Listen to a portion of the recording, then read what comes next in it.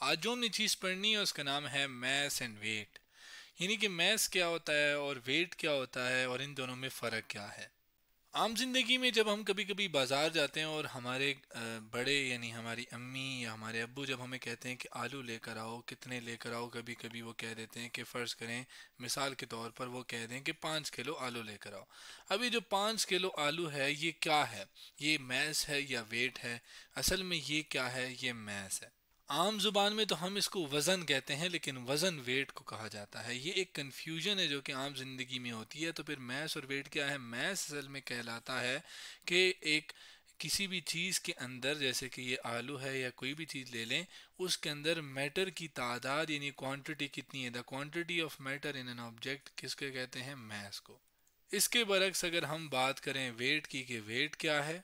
अब अगर हम वेट की इसके बरक्स बात करें तो वेट क्या है कि ये वो ताकत है जिससे एक ऑब्जेक्ट को ज़मीन अपनी तरफ खींचती है, यानी the gravitational force acting on an object. यानी कि ये वो ताकत जिसमें मैं बता रहा हूँ कि इस पत्थर को फ़र्ज़ करें ये ज़मीन जो है ये अपनी तरफ खींच रही है, उसको हम क्या कहते हैं? वेट। इसमें मैं लेबल भी कर देता हूँ, ये ज़मीन यानी कि अर्थ, जबकि ये पत्थर है जिसको हम स्टोन कहते हैं। तो इस स्टोन को या इस पत्थर को ज़मीन अपनी तरफ खींच रही है, उस कशिश को, उस ताकत को हम ग्रेविटेशनल फोर्स कहते हैं जो कि ज़मीन के पास है। कितनी फोर्स लगा रही है ज़मीन, उसको हम वेट भी कहते हैं। जाहिर है अगर ज़मीन नहीं खींचेगी तो इसका वज़न हमें फील नहीं होगा, यानी इसका वेट हमें नहीं फील होगा, इसका वेट नहीं होगा। जबकि ये यहाँ पे मैं लिख देता हूँ ये मैस है, ठीक है। जबकि अगर ये इस स्टोन की बात की जाए तो ये जाहिर है, या इन आलू की बात की जाए तो ये एटम से मिलकर बने हैं। और एटम या आप कह लें ये जाहिर है ये जगह भी घेर रहे हैं। तो ऐसी चीज़ जो मैस हो जिसका और वो जगह घेरती है उसे हम मैटर कहते हैं। तो यहाँ पर हम कह सकते हैं कि कितनी तादाद है एटम की या कितनी मैटर की तादाद है, उसको हम क्या कहेंगे फिर? मैस। जबकि उसी चीज़ को फिर अगर ज़मीन खींचे तो उसे हम वेट कह रहे हैं। और इसी से फिर हमने यहाँ पे देखा भी कि जैसे हमने कहा कि आलू जो है वो हम कहते हैं 5 किलो, 5 किलो ग्राम असल में होता है। तो इसी से हमें वो चीज़ या वो स्केल जिसमें हम इसको नापते हैं उसको हम क्या, वो क्या है बेसिकली मैथ्स के लिए? वो है किलोग्राम, जिसको मैं चलें यहाँ पर शो कर देता हूँ कि यूनिट क्या है मैथ्स का? वो है किलोग्राम, जिसको हम लिखते हैं आसान उसमें केजी सिंबल है इसका। जबकि वज़न यानी वेट का जो यूनिट है, यानी वेट किस चीज़ में नापा जाए, तो वो असल में नापा जाता है न्यूटन में, जिसको हम कैपिटल एन से लिखते हैं। इन दोनों चीज़ों को नापने के लिए जो मशीन इस्तेमाल की जाती है वो नेक्स्ट स्लाइड में मैं आपको बताता हूँ। मैस को नापने के लिए जो मशीन हम इस्तेमाल करते हैं उसको हम कहते हैं बीम बैलेंस, जो कि क्या है? Mass can be measured by beam balance, यानी मैस को नापा जा सकता है बीम बैलेंस से। बीम बैलेंस क्या है? आम जिंदगी में अगर हम बात करें तो इसको हम कहते हैं तराजू। तराजू ये आपके पास है जिसको हम कहते हैं ये बीम बैलेंस अंग्रेजी में। कैसे हम नाप सकते हैं चीज़, इसको हम ज़रा एक एनिमेशन से समझते हैं। ये एनिमेशन मैं आपको एक वेबसाइट रूम रिसेसिस डॉट कॉम से दिखा रहा हूँ। इसके अंदर एक तराजू आपको नज़र आ रहा है। एक साइड पे हम इसके कोई चीज़ रख देते हैं, यहाँ से फ़र्ज़ करें हम यहाँ पर सेब रख लेते हैं। लेकिन ये सेब कितना है, इसके लिए फिर हम क्या करते हैं कि मुख्तलिफ जो वज़न हमें पता है उनका इस्तेमाल करते हैं। अब यहाँ पर अगर आप वज़न कह रहा हूँ, सॉरी, मैस का इस्तेमाल करते हैं। यहाँ पर अगर आप देखें तो मैस क्या है? 543, लेकिन क्या? ग्राम। अब हमने जो यूनिट पढ़ा कि किस में हम मैस को नापें, वो है किलोग्राम। जबकि अगर आप एनिमेशन में देखें तो ग्राम है। तो ग्राम भी असल में यूनिट है किसका? मैस का। लेकिन जो असल में जो हर जगह यूज़ किया जाता है, आप कह लें स्टैंडर्ड यूनिट है, या आप कह लें मेन जगहों पे या पूरी दुनिया में मेन यूज़ किया जाता है, वो है केजी। अलबत्ता हम केजी से ग्राम में जा सकते हैं। लेकिन खैर, अभी हम बात करते हैं ज़रा इसको वज़न देखें कि जो तराजू है उसका इस्तेमाल कैसे किया जाता है। ज़ाहिर है इसका मैं चाहूँगा कि ये दोनों बराबर हों, ये कितना हो, कितना है, इसको देखने के लिए मैं एक साइड पे थोड़ा रखता हूँ लेकिन बराबर नहीं हुआ। मैं थोड़ा और रखता हूँ, ज़ाहिर है मैं एक एक करके चले 2 कर देता हूँ, अभी भी बराबर नहीं हुआ। मैं 2 और रख देता हूँ, अभी भी बराबर नहीं हुआ। मैं 1 रख देता हूँ क्योंकि कम फासला ही रह गया, अब बराबर हो गया। यानी मैंने पहले 5 रखा, फिर 2 रखा, 7 हो गया, फिर 2 रखा, फिर 7 और 2 9 हो गए, 9 और 1 10। यानी कि यहाँ पे 10 ग्राम मैंने रखा। उससे हमें पता चला कि ये जो सेब है ये कितने ग्राम का है? 10 ग्राम का है। तो यूं बीम बैलेंस यानी तराजू का इस्तेमाल किया जाता है। मैस को, मादा को नापने के लिए। अब आते हैं वजन की बात करते हैं। वजन यानी वेट। वेट को बेसिकली नापा जाता है स्प्रिंग बैलेंस से, जिसके बारे में मैंने लिखा है weight can be measured by spring balance. Weight को हम नाप सकते हैं स्प्रिंग बैलेंस से। स्प्रिंग बैलेंस क्या है? बेसिकली इस तरह करके होती है, और इसको बेसिकली हम स्प्रिंग बैलेंस कह रहे हैं। इसके अंदर होता यह है कि एक स्प्रिंग लगा होता है जिसकी वजह से इसको स्प्रिंग बैलेंस किया जाता है। इसको हम कैसे ना मतलब इस्तेमाल करते हैं नापने के लिए, ये भी एनिमेशन से देख लेते हैं। ये एनिमेशन मैं javalab.org से दिखा रहा हूँ। इन चीज़ों पे फोकस ना कीजिएगा। यहाँ पर अगर आप देखें इस चीज़ पे, ये स्प्रिंग बैलेंस है, इसके अंदर ये स्प्रिंग लगा हुआ है, यहाँ पर एक हुक है, इसके अंदर अगर हम कोई चीज़ लटकाएं तो ये स्प्रिंग यूँ फैल जाता है। जब स्प्रिंग यूँ फैलता है, जब कोई चीज़ हम लटकाते हैं, तो उस स्प्रिंग के साथ एक चीज़ लगी होती है जो कि नीचे की तरफ चली जाती है। फ़र्ज़ करें यहाँ पे कोई चीज़ लगी हुई है, इसमें नीचे खींचता हूँ तो वो जो भी चीज़ है वो नीचे चली जाती है। तो ज़ाहिर है अगर फ़र्ज़ करें मैंने कोई भारी चीज़ लटकाई है तो उससे स्प्रिंग ज़्यादा खींचेगा, और जो जो चीज़ स्प्रिंग के साथ लगी होगी और जो कि निशानदही करेगी वेट की, तो वो भी ज़्यादा खींचेगी। उससे हमें पता चलेगा वेट ज़्यादा है। मैं जो बात कर रहा हूँ कि कौन सी चीज़ खींचेगी, वो यहाँ पर आपके पास ये रेड है। ज़ाहिर है स्प्रिंग ज़्यादा खींचेगा। यहाँ पर मैं कोई चीज़ लटकाऊंगा ना, तो ज़ाहिर है उससे ये स्प्रिंग नीचे खींचेगा, जिससे ये वाली चीज़ नीचे की तरफ जाएगी।